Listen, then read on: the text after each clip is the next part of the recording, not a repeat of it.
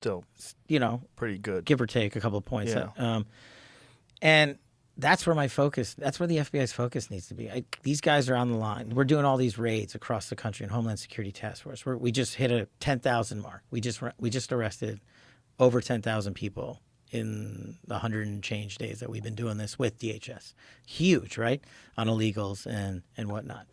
We also just this is great. This piece of information has actually made me happy. We are on track to have the lowest homicide rate ever. Murder rate ever. In the country. Yeah.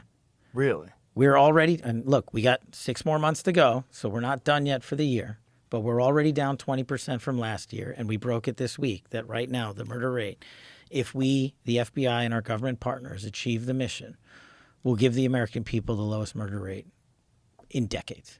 That's incredible. And that's what I'm focused on. What steps have been made to do that? How did that become real?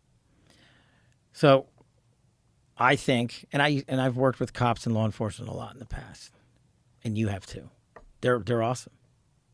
All they wanted to do was do the work. Once President Trump got elected, before I even got the nomination, right?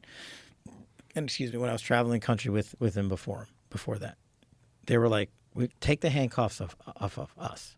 Let us go do our jobs." And that's where I came up with good cops be cops. I said, if I'm going to get this job, that's what I'm going to do. I'm going to let you, the agents, the police officers, the sheriffs, go out there and do the work you so badly want to do. And I'm going to give you the resources you need to do it. And I'm going to take away the politicization and weaponization, saying, oh, we can't target this group or this thing or this area. And that's it. That's what we've done. Everywhere I go, I speak to cops across this country constantly. And it's a humbling message that I receive back every time I talk to them. They're like, and it's not me. It's the president's administration and our entire government that's doing it. They're like, thank you for letting us do the work. We want to chase child predators. We want to bust up MS-13. I mean, look at the victories we've had for the American people. In the first 2 months, the FBI arrested 3, not 1, not 2, but 3 of the world's most top 10 wanted fugitives. 3. One of them happened to be the guy that was the Abbey Gate bomber. What was the Abbey Gate bomber?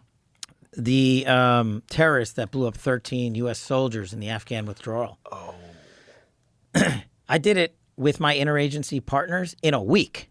In a week, we found that guy, went to Pakistan, brought him back here.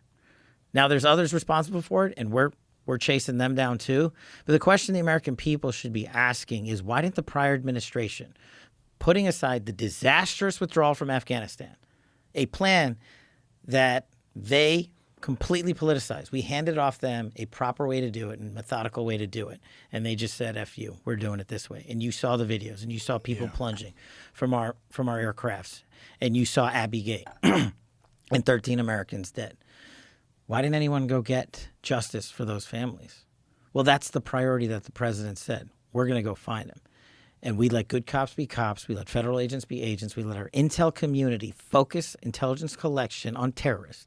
And we went and got that guy. It's so hard to believe that it's really that simple, that it's just they weren't given the resources and they weren't given the support to let cops be cops, and that they could have done this all along. I don't know if that's the only answer. I'm just telling you what I'm doing, and I think we're seeing some results. I appreciate that, but as a person, again, who loves conspiracies, you look at that and you're like, what would be the benefit of not letting cops be cops? Why would you want more crime?